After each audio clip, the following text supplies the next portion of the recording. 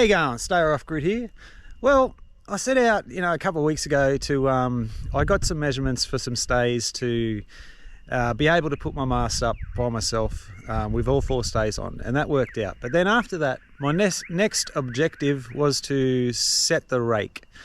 And I remembered a way that I'd seen that the Hobie 14s do it, which was from a really old information from a like 80s world champion or whatever. And what they do is they put a level on the cross beam of the trampoline, so the sideways cross beam, and then lift the back of the boat up to get it level, and then hang a spanner off the halyard, and that should be, supposedly, it's probably changed now, but in those days it should have been level straight over the top of the beam. But can't do that on the Maricat. I did find a way to do it on the Maricat, but it really, all it's doing is giving you an observation and a reference point, which is the level, right? You could do the same thing if you sit a couple of boats on the beach, and look, as long as the beach, they're all sitting on the same level, you could see which boat has got the most rake, blah, blah, blah. But this is just an observation with an actual level to see, and you could measure, if you wish, to see what the rake is at.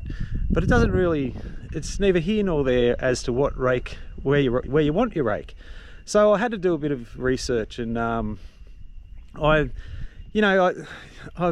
found out. I know. Look, the rake. What rake is your mast leaning backwards. All right. So to get rake, to increase your rake, you need to either go to the top of your adjustment in the front stays, or you need to lengthen your front stays to get the rake you want. Right.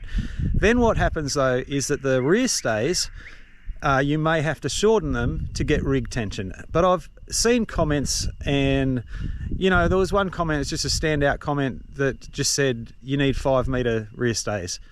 Well, that's not going to increase your rake.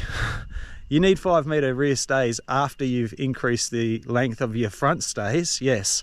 But another one was stays that were 5 meters and a shackle. Well, if you get 5 meters and a shackle, your mast is going to be leaning forward.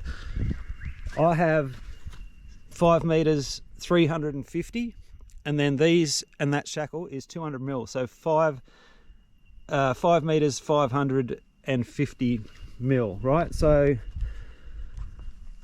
that's giving me, just eyeballing it, it's giving me a fair amount of rake. But what I'm saying is, if you went to 5 meters, then it would be leaning forward.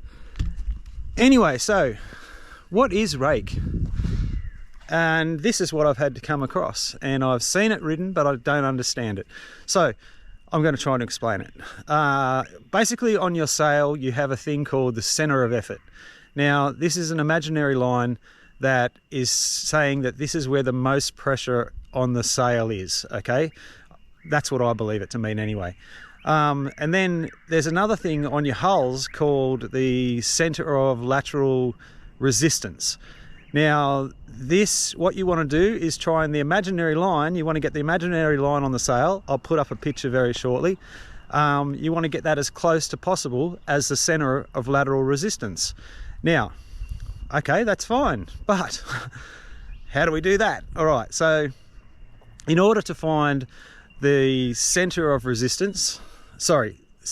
effort, you measure down one side of the sail, you measure down the other side of the sail. You go to find the halfway point of both sides of the sail, then you crisscross to the corner of the sail down the bottom. I'll put a picture up, and another crisscross to the corner. Now, then you put a line straight down the center of that where they crisscross, and that's your center of effort.